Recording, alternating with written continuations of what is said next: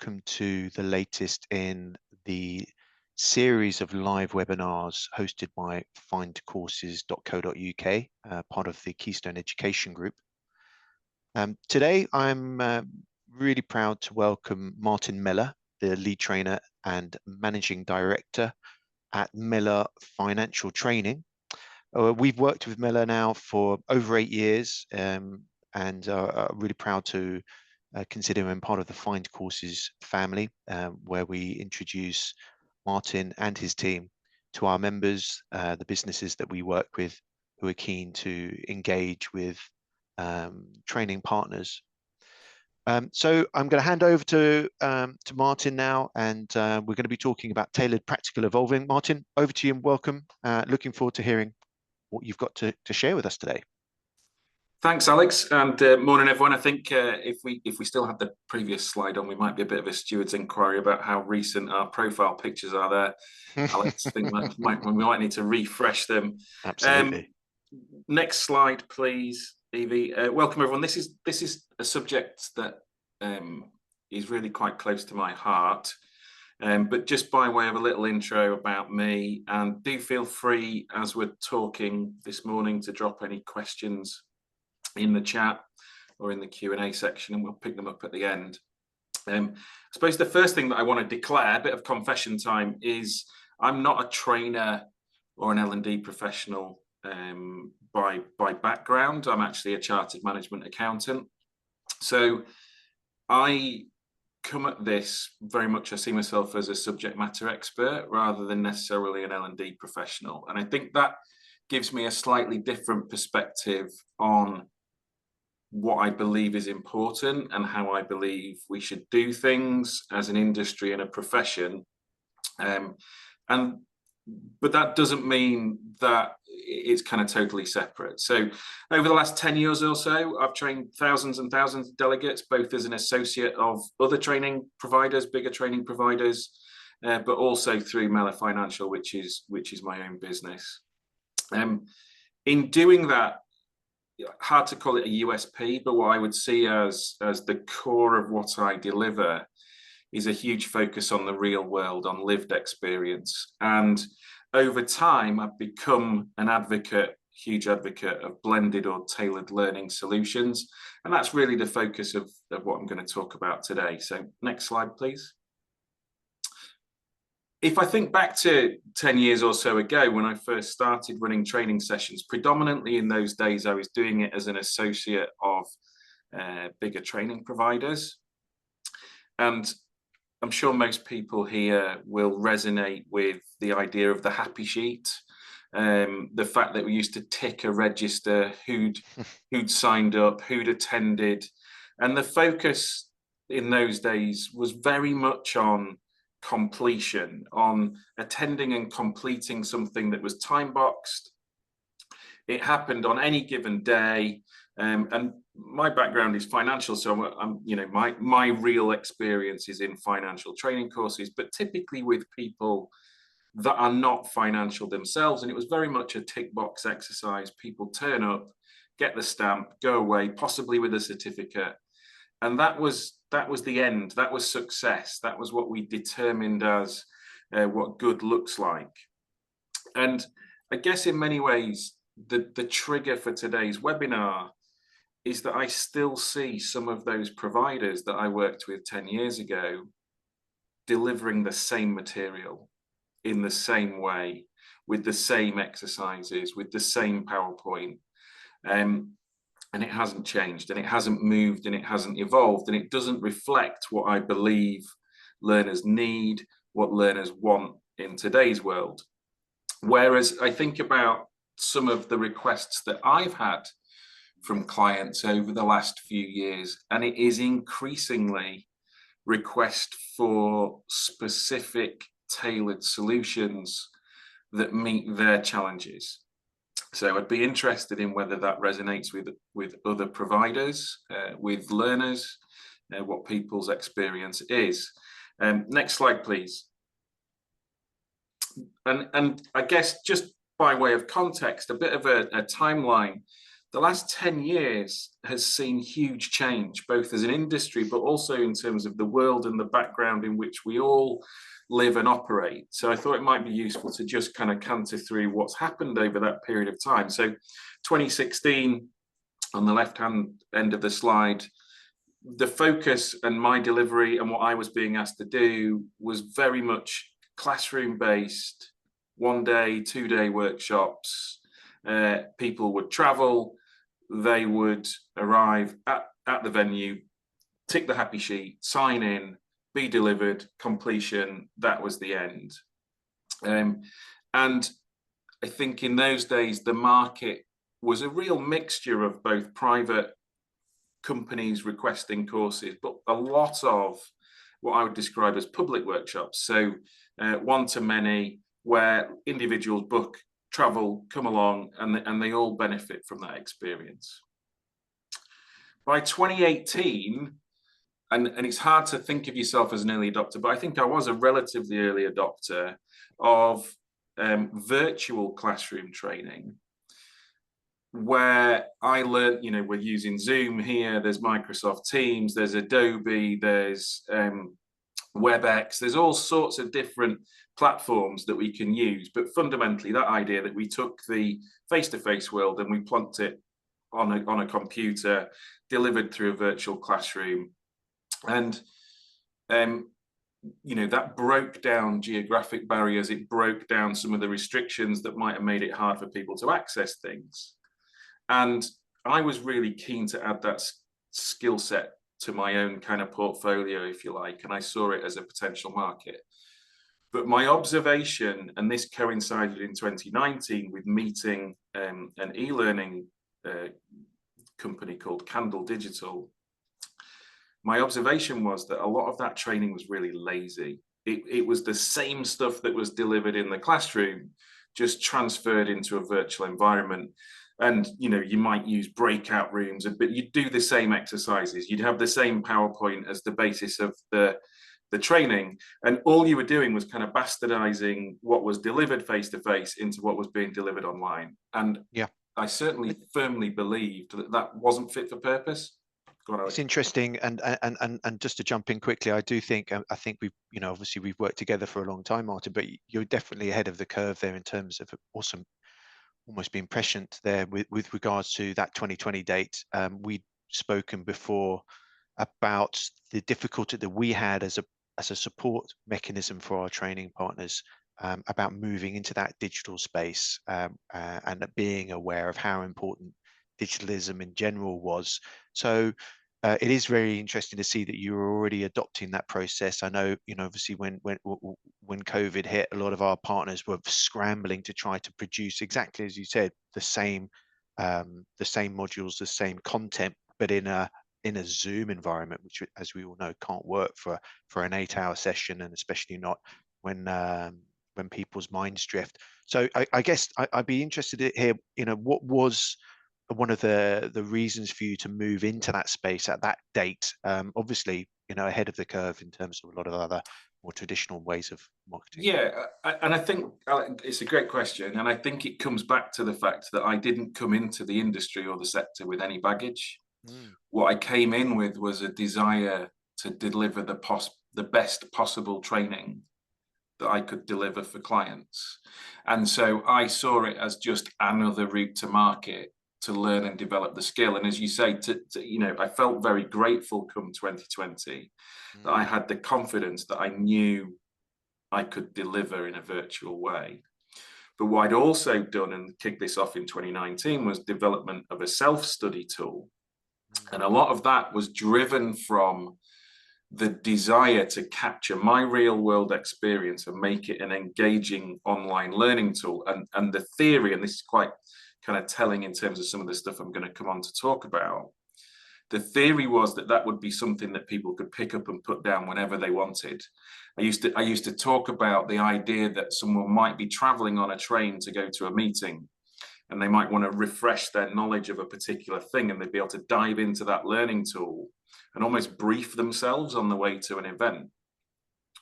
Now, the 2022 date on this timeline is then really relevant, because 2020, obviously, as you say, Alex, the world stopped.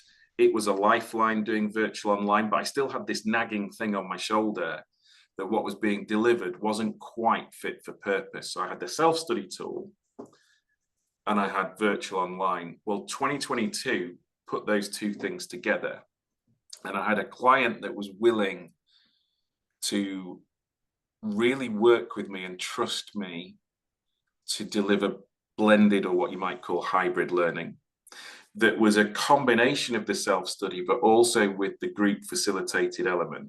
And what that enabled us to do was take cohorts through the same broad structure, but with the nuance to delve into exactly what those people wanted and needed. And that is something that I still deliver a lot of today. It's something that's been hugely successful. Hundreds and hundreds of delegates that have taken through that blended approach.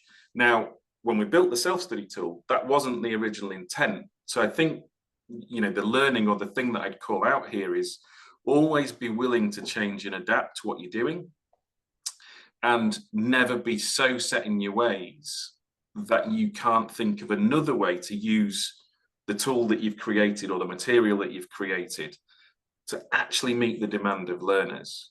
And so, you know, now, I guess, from my perspective, demand has slightly gone back to face-to-face. It's stepped away from virtual online, but it's a combination of tailored, hybrid, blended, and face-to-face learning. And I actually do much less virtual online training nowadays. Well, that's good. I think it's interesting, isn't it, that there has been that curve from a real necessity to people needing to improve their learning and development through this particular medium, but a real need for people to go back to the classroom where they first started. Of course, the young people coming through at the moment may be quite used to having their training done in this kind of methodology, and maybe that will change again in the future. But I am conscious of time, so maybe we should next slide. swing along. Yeah.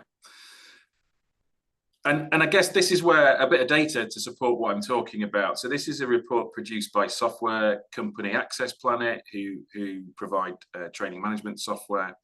The orange bars on this chart reflect what training providers are delivering, the percentage of them that are offering these various things for delivery. The bluey coloured bars are what learners' preferences are. And I suppose the point of this is to demonstrate the difference between what is being offered and what people want. So, you know, there's arguably lots and lots of training providers, 80% of them are offering classroom. Well, the demand for classroom training isn't quite that high. Equally, the demand for virtual instructor-led training is less than the provision of virtual instructor-led training. But on the flip side to that, and ironically, given what we're doing today, on-demand webinars, one-to-one sessions, and podcasts are all areas where learners are asking for delivery through those mechanisms, and yet providers are not offering through those mechanisms to the same extent. So, and I find the podcast thing fascinating. Actually, I personally, I'm a consumer of podcasts because they fit with our lives. They fit with our lifestyle. You can consume them when you want to consume them. And it's interesting, isn't it? You know, almost that difference between what we might have historically considered a course or learning versus ways in which we can learn today. And next slide, please.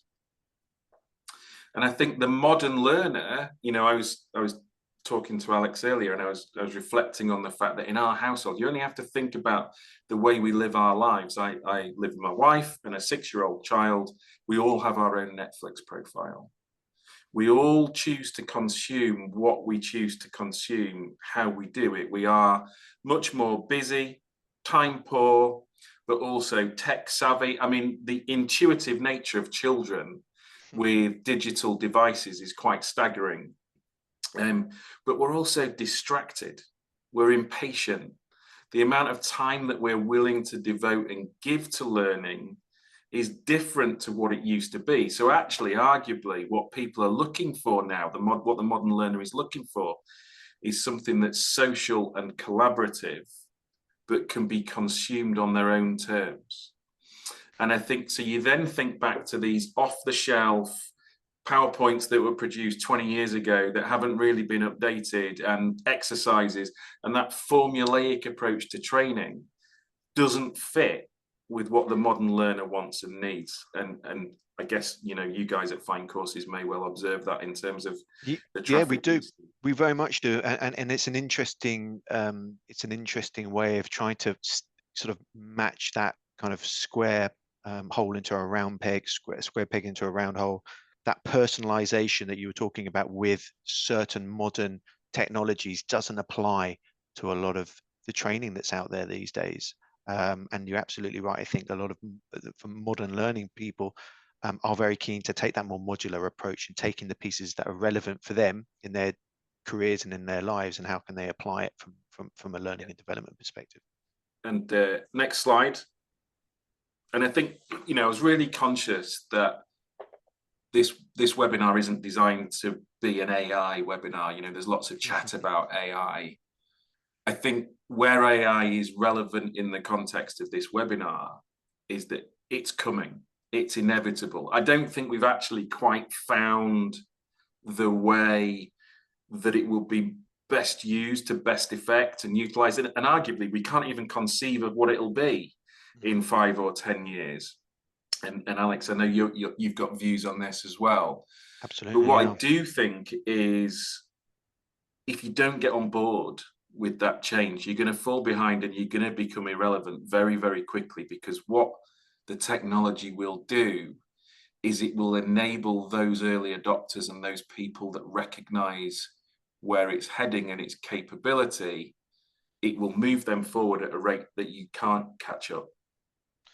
Well, absolutely. I do. You know, we've discussed this before within the team, and we like to consider ourselves to be ahead of the curve and on the cutting edge of technology, as we have been for the last 20 years at findcourses. The AI piece is a very fascinating part of modern life and modern society. From an L&D and learning and development perspective, I found it fascinating that to a number of conferences that I've been to, every single stand, every single person would have an AI piece, and it was very difficult to marry what they were doing to how it was going to operate within their business. And I think that's the key piece. I think we've shared that Gartner hype cycle that we were looking at the other day with that graph, where the bloom, where that technology becomes available, and as you said, those early adopters are then able to really define as the bubble drops. And I imagine we're going to see that with artificial intelligence as well, before those early adopters are able to apply it to certain technologies that really make a difference in people's lives. And I'm sure as we move through the presentation today, we'll probably see some ways that AI are going to be able to support you, Martin, in your business. Absolutely. And I think in many ways, that's the next iteration of what happened with virtual classroom learning. You know, you almost like what we're going through now is a phase that is as significant, if not more significant, than the advent of the internet. And the World Wide Web. And my experience and my observation of, and we're only talking like 8 or 9 years ago, aren't we, is there was a period of time where people thought that what they had to do was say, we offer virtual classroom training, but they didn't really think about what that actually meant and how you could deliver that for best effect. And I think we're at the same point with AI. So I think what you describe is that everyone feels like they have to say that they're using AI, or they're adopting AI, or they're investigating it, they're going to utilize it. But I don't think that many people have actually fully thought through what that means. Now, yes, and arguably nor have I. But what I do believe is that we will move away from one-off training events and move much more into continuous micro-learning. And I think AI will be an enabler of that to a significant degree. Next slide, please. So where does that bring us to? How do we win? And these are just a few thoughts. This is not exhaustive. I'd be fascinated to understand other people's thoughts, but just 5 things that I believe will help training providers to win in the short term. You know, I think the goalposts will move again, probably in a year, 2 years, 3 years time. So I think personalized learning paths, swim lanes, the ability to really refine to your own learning preferences, to your own learning style, to your stage of career, your level of expertise, will only increase at a rate of knots. And I think from a provider perspective and from a business perspective, I think the other thing that will quickly happen is the ability to identify and address skills gaps in a much more effective way, rather than the old kind of conversation that says, I think we need to, upskill our people in this. Well, is that right? Is that right for everybody? Can we not find a much more curated way of delivering that meets the needs of the organization and the people and where we see them? So being flexible and being immersive, as I say, I think it will move away from, I'm going on a training course, I'm ticking the box, I'm taking away the certificate, and it will become continuous micro learning that fits with our modern busy lifestyle, and it's consumed in a way that suits us. Interesting. And from a practical perspective, I think you're right. We're moving into that space. That's not to take anything away from virtual learning and online learning. Of course, that's an incredibly important avenue and a channel for a lot of people globally.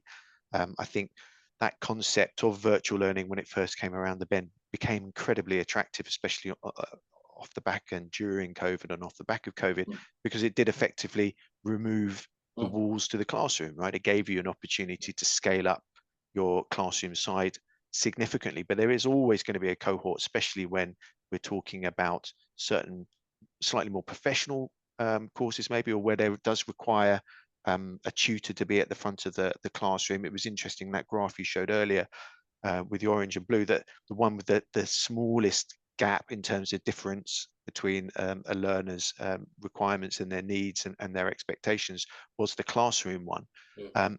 But being able to apply these particular channels to allow us to win when it comes to learning and development and training in general, I think is a very interesting thought. I wonder how it's going to be applied though. Have you got any ideas of that, Martin? What do you think is going to be coming around the bend for Mellor? Well, for us, certainly. I mean, I think, almost like I'd call it phase 3 of our learning tool, sits around the corner, but the ability for that to mold and blend and work with client demand.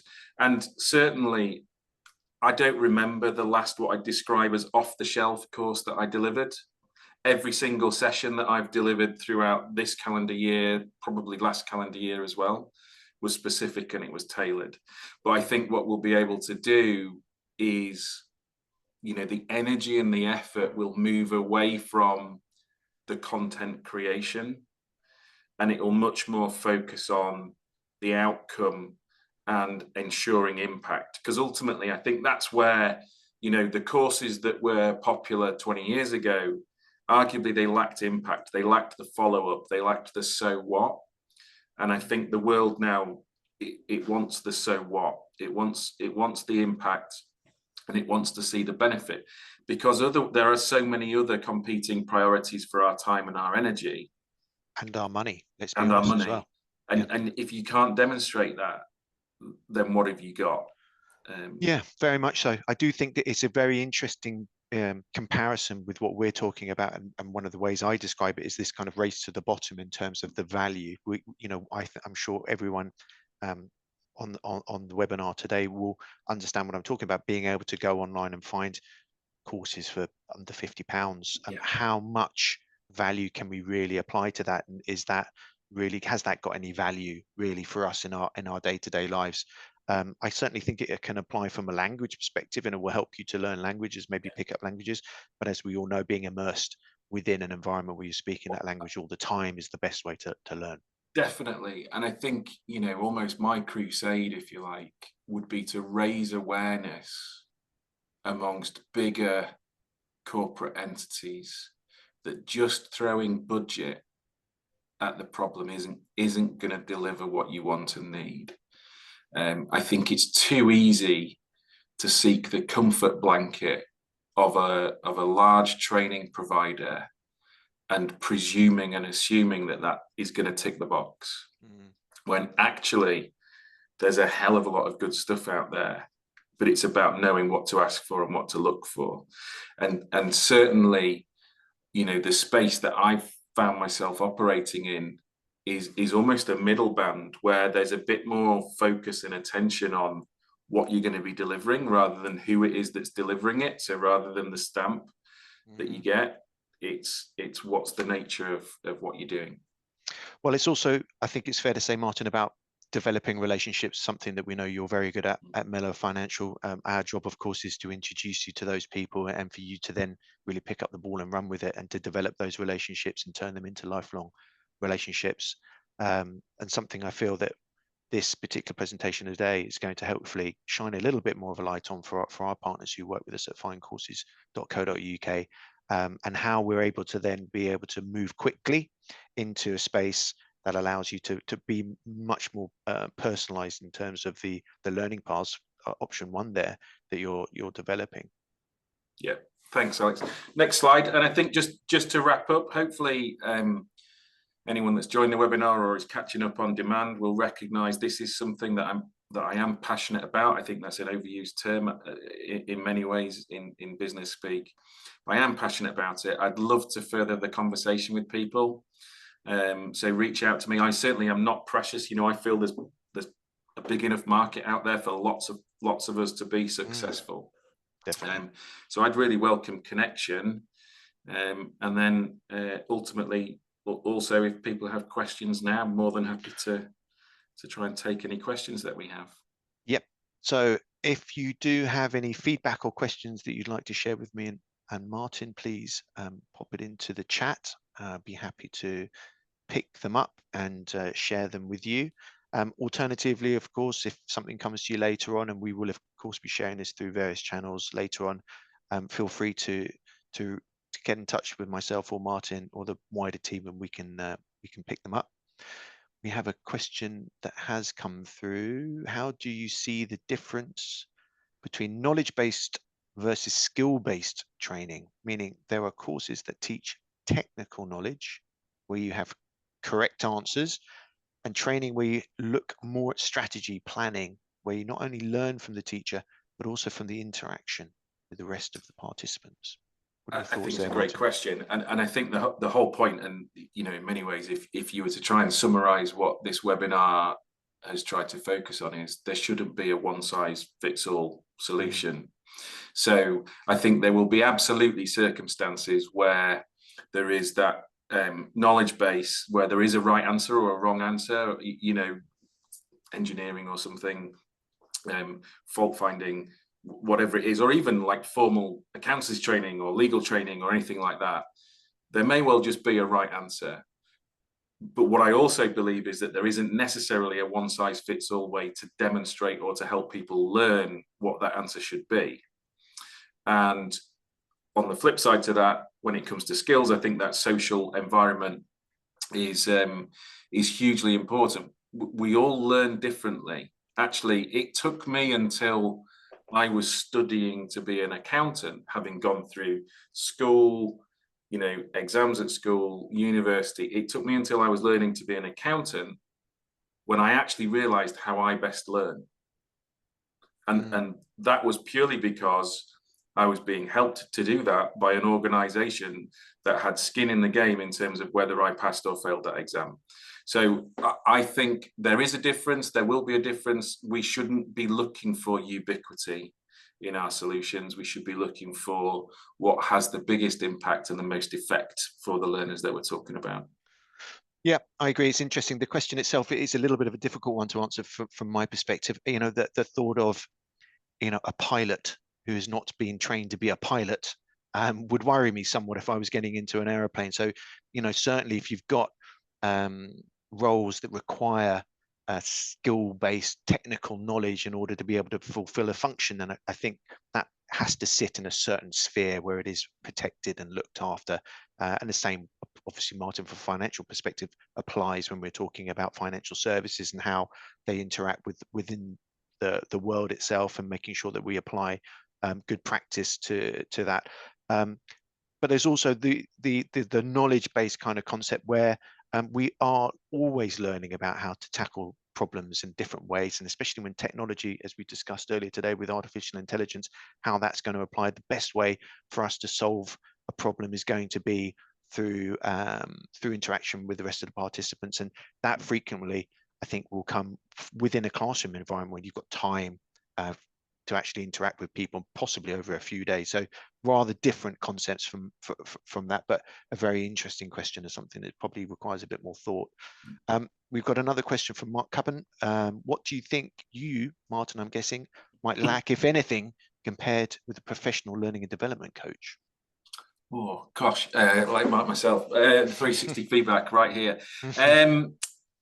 So I think perhaps the way that I design learning is not driven by theory. It's not theoretical. It's driven by practicality, and I think that then significantly shapes the outcome. So I think, you know, where I find a great fit, and Alex mentioned relationships earlier, is where people are looking for practical. They're looking for the scars. They're looking for the war stories. They're looking for you know, that real world lived experience, and that as a mechanism to help educate people. And I guess, you know, where I do think, to flip the question slightly, where I think I have a strength is that I have a lot of experience across a lot of industries, a lot of sizes of businesses, a lot of business situations. And so I can apply that expertise in the classroom. I think, you know, if I was being hypercritical of myself, it's you know, if you think about learning objectives and some of the more theoretical elements of creating learning, that would be less of a strength for me. I think would be my marking of my own homework. And then interesting, I think, from our perspective as well, certainly from our members who've worked with Miller, but across the board, I think it's fair to say that most training and coaching has to give the learner confidence to be able to approach real life, lived in experience, with some kind of tools at their disposal to be able to deal with those problems in the future. And I certainly think, Martin, that's something that you and your business are able to do at Miller Financial, is to give the learners confidence to be able to deal with those problems when they do occur, as we know. Obviously, these days, not just companies, but individual employees expect personalized learning. So I think that goes back to what we were talking about in the slide deck with regards to that personalization that you were talking about, Martin. How do you balance the preferences of an individual learner with the realities of delivering training to a group? How can a trainer offer that level of individual attention sustainably? So I suppose if I was to break that down, I guess, yeah, those channels that you were talking about at the end there are perfectly valid and reasonable. But how, I guess, if I understand the question correctly, are you able to deliver that to an individual learner, to be that personalized? Obviously, it's one thing to do it to a group of people, because that's time well invested by you as a training provider. How could you do it for an individual? Well, I think this is iterative. So I'm a big believer in evolution, not revolution. And so I would say that up to now, the way in which I've tried to achieve that is through the blended and hybrid work. And that can be, in some circumstances, that would be working with cohorts of sort of 7 or 8 people. And that enables a degree of personalization and reflection of personal style. In some circumstances, and next week, for example, I'll be working with smaller groups of 2 or 3, which allows for even greater degree of personalization. You know, commercially, economically, how can you do that sustainably? Well, I think this is the point where we need to look to the technology to enable us and help us to achieve that. So I feel like I perhaps have done more of that than some other providers, not all. I don't see myself as a sort of at the vanguard, definitely. But I think we can look to technology to enable us to deliver effectively, both at an organizational level and at an individual level. And actually, I think that's what's really exciting. But I don't think we're there yet. So I No. think we're almost in a holding pattern where there's some really good stuff happening, but it can be better. So it's trying to get ahead of how can it be better. And I guess to draw on what I was talking about on the timeline earlier, that's not to say that our first attempt at it, or even our second or our third attempt at it, gets it right. But I think be accepting of change and the driver of change and be willing to change and evolve. And I think we will get there. Yeah, agreed. I think the neat sort of link for me is that artificial intelligence piece that you were talking about earlier. I think, clearly if we can link that personalization that you're talking about and utilizing the technology, if it's artificial intelligence or a similar type of program that allows us to very quickly be able to take that modular approach, be able to personalize the learning at the individual level, then it takes a lot of the heavy lifting out for you, Martin, as a training Definitely. provider. You're right, we're not there yet, and that's maybe where that $6 million idea comes along, and hopefully we can scoop that up and run with it, Martin, and Yeah, I mean, you can get the patent sorted and patent that out as soon as we can. But the reality is, from an AI perspective, that hype cycle that we were talking about earlier, maybe that is one of those pieces that will allow us to utilize AI in a really meaningful way in the future. But again, conscious of time, I'm not sure if there are any more questions. I think we are close to the end now. Yep. So any more slides for us to go through? Yeah, I think that's it. So Martin, thank you again for joining us today. Went through a lot of interesting topics. Please do feel free to connect with us at Find Courses and of course at Miller Financial as well. You'll see all of the contact details in the slide deck that we will be sharing with everyone shortly. Please also feel free to visit us at our findcourses.co.uk providers or suppliers sites, or of course email us or connect with me on LinkedIn directly. It's been fascinating. Looking forward to joining everyone again at our next webinar.